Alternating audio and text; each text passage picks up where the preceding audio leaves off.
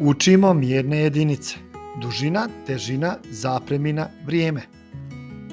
Mjerne jedinice su alati koje koristimo za mjerenje različitih stvari, kao što su dužina, težina, zapremina i vrijeme. Danas radoznalci učimo o mjernoj jedinici vrijeme. Vrijeme. Vrijeme se mjeri pomoću jedinica kao što su sekunde, minute, sati, dani, sedmice, mjeseci i godine. Ali kao što ste navikli, prvo slijedi naše kviz pitanje. Izračunajte sljedeće zadatke. 1 minut koliko je to sekundi, 1 sat koliko je to minuta, 1 dan koliko je to sati i 1 godina koliko je to dana. A ovome ćemo se vratiti kasnije. Razumijevanje vremena, radoznalci, pomaže vam da shvatite kako vrijeme prolazi i kako da upravljate svojim rasporedom, a mi ćemo ga dalje istraživati zajedno. Godina. Godina je vrijeme potrebno da Zemlja obiđe oko Sunca.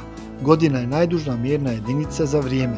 Jedna prosta kalendarska godina traje 365 dana. Jedinica za mjerenje vremena. Osnovna mjerna jedinica za vrijeme je sekunda i piše se malim slovom S. S kao sekunda. Sekunde. 60 sekundi je 1 minut. Svaka veća mjerna jedinica se sastoji od određenog broja manjih jedinica. Minute i sat. Velika kazaljka pokazuje minute, dok mala kazaljka pokazuje sate. Na slici vidimo kako protiče 1 sat. Kako pišemo mjerne jedinice za vrijeme? 1 minut piše se malim slovima M i N. 1 sat piše se malim slovima sat. 1 dan piše se dan. 1 godina piše se god sa tačkom. Dan. Dan obuhvata svijetli period dana i tamni period kojeg zovemo noć. Dan. 1 dan traje 24 sata. Pogledajte na sat. Kako se računaju? 1 minut jest jednako 60 sekundi. 1 sat jest jednako 60 minuta.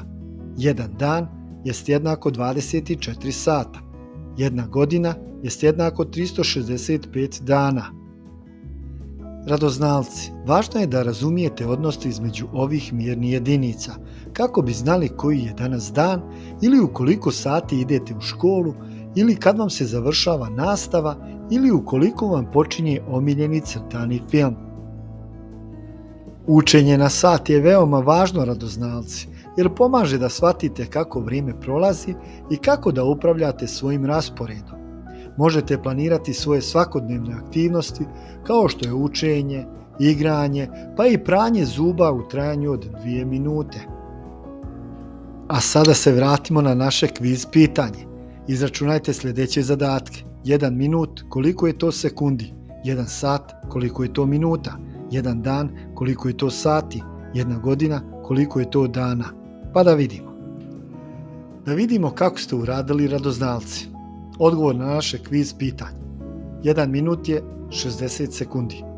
1 sat jest jednako 60 minuta. 1 dan jest jednako 24 sata. 1 godina jest jednako 365 dana. Bravo, radoznalci! Nisam ni sumnjao u vas.